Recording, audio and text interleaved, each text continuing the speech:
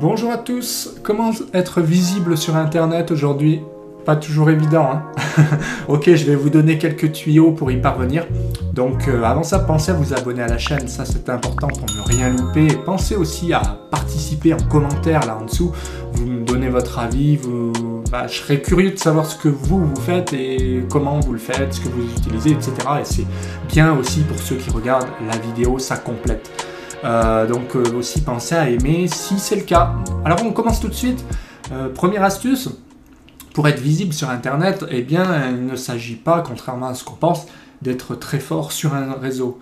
En fait, Google considère que si vous voulez être ce qu'on appelle le référencement naturel, c'est ça, il y a deux manières en fait pour Google. Soit vous payez avec la pub Google, donc là oui, vous pouvez payer, vous serez en avant, il n'y a pas de souci, mais ça a un coût.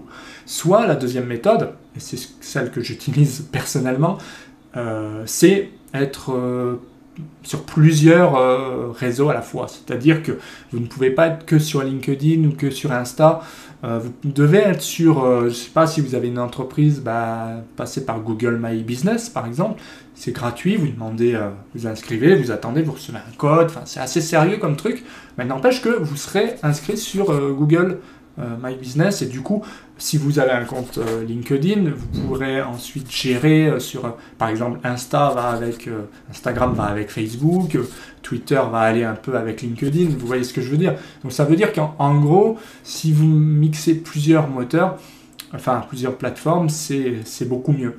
Donc le conseil, c'est bien sûr, on ne peut pas être partout. En gros, moi, ce que je fais personnellement, c'est important, il faut être partout, mais ne pas passer trop de temps. Donc, par exemple, moi, je privilégie des réseaux sérieux comme LinkedIn, un petit peu Facebook aussi, pour surtout ma page, parce qu'on peut créer des groupes et des pages Facebook. Donc ça peut être pas mal. On y reviendra peut-être plus tard. En gros, ce qu'il faut, c'est que au moins, à minima, vous avez votre Google My Business, vous allez mettre vos produits, par exemple, si vous vendez des choses. Vous allez aussi sur LinkedIn faire des présentations. Si vous avez des vidéos, vous avez aussi votre chaîne YouTube, donc ça va aller de pair puisque c'est Google en fait. Donc ça va vraiment alimenter tout ça, ce qui fait que dans le référencement naturel, quand on tapera votre nom, la différence c'est que au lieu d'être tout en bas sur la troisième page, donc invisible, vous serez en haut, tout en haut. Donc amusez-vous à regarder de temps en temps, c'est intéressant. Moi par exemple, quand je tape mon nom, je vois quand je suis tout en haut, il n'y a pas photo, je suis toujours tout en haut puisque souvent, presque chaque jour en fait, ou 3 fois par semaine, je publie des choses au moins sur LinkedIn, aussi ma page Facebook et un peu sur YouTube aussi. Le reste, c'est le minimum. En gros, il ne faut pas non plus dire qu'on va être présent sur Twitter, Instagram, Facebook, Pinterest, etc. Voilà, moi par exemple, Pinterest, j'y suis, pour dire deux. Instagram, j'y suis. Bon, je veux dire, je vais y passer 2 heures. Si j'y passe 2-3 heures par mois, c'est bien bon, quoi. Je veux dire par là que on peut pas être partout. Par contre, LinkedIn, oui, je vais y passer peut-être, je sais pas moi, une demi-heure par jour, facile, ou 1 heure. Sur les smartphones, ça va vite, en fait. Donc, pour vous dire que oui, en fait, le référencement naturel Google va vous permettre de monter très haut, et du coup, votre visibilité, elle sera très bonne. Et donc, l'erreur à ne pas faire, ça serait d'être que sur 1 ou 2 réseaux, et même si vous êtes très très bon et que vous publiez 3 fois par jour, ça ne suffira pas en fait à vous faire monter. Vous serez connu que sur ce réseau-là. Or, en fait, plus vous avez de comptes ouverts, même s'ils ne sont pas forcément très très actifs, mieux c'est pour votre référencement naturel en fait. Alors, moi, je ne suis pas spécialiste là-dedans, mais c'est ce que j'en ai retenu et c'est ce que je vois, c'est ce que j'essaye de faire. Donc oui, en fait, le but après, c'est ça, c'est aussi de s'adapter au réseau dans lequel vous êtes. Par exemple, si vous êtes sur YouTube, c'est évident que ce n'est pas pour faire de la photo. On le sait très bien. Donc si vous êtes sur YouTube comme moi, c'est pour faire des tutos. Aussi, ce qui est intéressant, c'est que si vous êtes quelque part, ça a un intérêt pour les utilisateurs. Donc par exemple, moi qui aime plutôt les vidéos, Mais voilà, je vais être vraiment en avant, je vais me mettre en avant sur YouTube. D'ailleurs, si vous voyez la vidéo, bah, c'est que je suis dessus, quoi. Donc, je vais me mettre en avant là-dessus. Et je vais me mettre en avant dans quoi? Bah, dans ma manière de faire les tutoriels. Puisque, voilà, c'est quelque chose qui me passionne. C'est mon fort. C'est pas mon fort, mais disons que j'en fais depuis très jeune. J'ai eu l'occasion de faire toutes sortes de vidéos, des montages. Donc, quand on est à l'aise là-dedans, c'est une force. Et pour les autres, c'est une plus-value, en fait. Donc, pareil, on a tendance à penser qu'il suffit de poster des choses. En fait, c'est pas du tout le cas. L'erreur à faire, ce serait de proposer des choses qui n'ont pas d'intérêt. En fait, vous, si vous regardez ma vidéo, c'est parce que vous vous intéressez à un sujet bien particulier. Et moi, si j'ai fait la vidéo, c'est pour vous répondre à ce sujet. Sinon, vous ne regarderiez même pas. Donc en fait, si vous proposez des choses, c'est pour que ce soit une valeur ajoutée pour celui qui regarde. En gros, si vous êtes à l'aise sur un logiciel et que vous décidez de vous mettre en avant, et bien dans ce cas-là, c'est que qu'est-ce qu'a besoin l'utilisateur? Ben, lui, il ne connaît pas le logiciel. Par contre, il aimerait bien savoir l'utiliser. Et vous, si vous avez les compétences et que vous les partagez un petit peu, eh bien, la personne aura l'impression d'apprendre. Et du coup, vous allez avoir plus de vues, bien sûr, et ça va vous mettre en avant. Ça, c'est un exemple. Si vous êtes sur LinkedIn, c'est un petit peu différent. Ça va être, oui, vous pouvez partager des vidéos, mais pas que. Ça va être des articles. Vous pouvez partager de la photo. Donc voilà. Par exemple, aussi, c'est important, si vous êtes sur Instagram, ça va être plus de la photo. Si vous êtes sur Twitter, ça va être plus des messages, ça va être plus des... Ouais, moi je suis moins à l'aise là-dedans. Ça va être beaucoup plus ciblé. Si vous êtes sur Pinterest, pareil, photo. Si vous êtes sur Facebook, bon, ça va être encore différent. Voilà, donc à adapter un petit peu. Du coup... Ça, c'est très important, c'est qu'il faut choisir les médias, les réseaux sociaux sur lesquels vous êtes le plus à l'aise, et c'est parce que c'est ceux-là où vous serez le plus présent.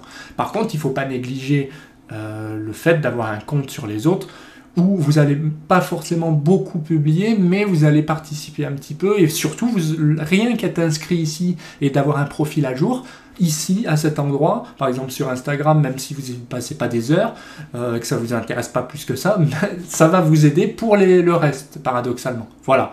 Par exemple, je vois que Facebook fonctionne avec Instagram. Généralement, quand je fais une publication Facebook, je la couple avec Instagram, comme ça ne me prend pas plus de temps que ça. Voilà, je la partage. Aussi, oui, il faut y venir. Si vous avez un sujet, par exemple, comme moi, mais que vous voulez le partager au plus grand nombre, il faut savoir que vous ne pouvez pas être ami avec tout le monde. Donc moi, généralement, ce que je fais et ce que je vous propose de faire, c'est de créer des groupes, par exemple. Supposons que vous soyez à l'aise dans le bricolage, par exemple. Hein.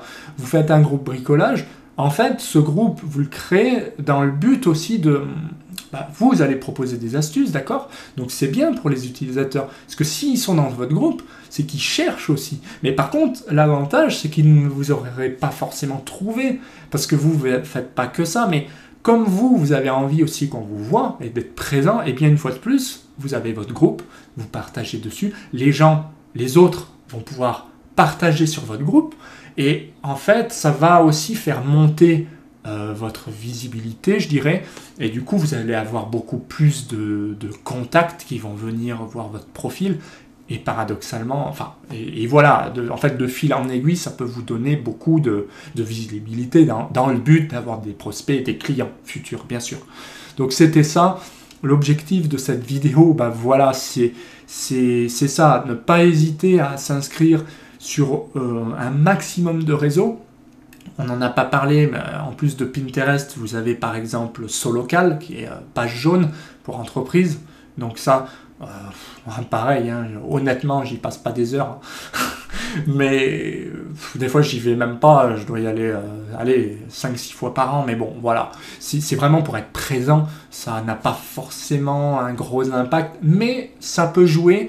Et il n'empêche que ça peut vous ramener peut-être, je sais pas, 4-5 personnes. Aussi, utiliser les statistiques.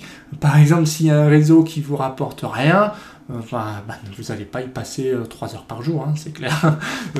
Par contre, si vous avez une chaîne et que vous voyez que ça fait un tabac, bah oui, ça vaut le coup d'y passer du temps et de partager sur les autres réseaux. C'est là le but aussi, c'est de faire graviter autour de ce profil, de cette force. Vous faites graviter autour de ça et ça va alimenter un peu le reste. Je sais que moi, par exemple, mon fort, ça va être la chaîne. Bah, qu'est-ce que je fais ? Généralement, sur Facebook et tout ça, mon but, c'est de pas rester sur Facebook, c'est d'orienter. Une fois que les gens sont sur la chaîne, ils découvrent d'autres profils. S'ils viennent me parler sur LinkedIn, voilà, c'est comme ça que je vois la chose. Il faut essayer d'être logique. Vous n'allez pas aller sur Facebook tous les jours pour aller sur Facebook, quoi. Ou si c'est pareil pour Instagram. Donc, par contre, si vous êtes à l'aise là-dedans et que ça marche mieux ici, plutôt qu'aller perdre du temps ailleurs, vous centralisez sur là où vous êtes le plus à l'aise. Et par contre, les autres serviront à faire graviter tout ce monde, je dirais, vers la plateforme que vous aurez choisie. Donc si vous avez un site web sur lequel vous êtes à l'aise, que vous avez passé beaucoup de temps, vous avez beaucoup de choses à vendre, par exemple des produits, des t-shirts, des trucs comme ça, je dis ça au hasard, eh bien vous allez essayer de faire graviter et de faire venir les gens à cet endroit. Pourquoi ? Parce que ça va faire monter votre visibilité, votre business, et c'est là que vous aurez le plus de chances de vendre vos produits, tout simplement. Donc j'espère que cette vidéo vous aura aidé à comprendre le référencement naturel.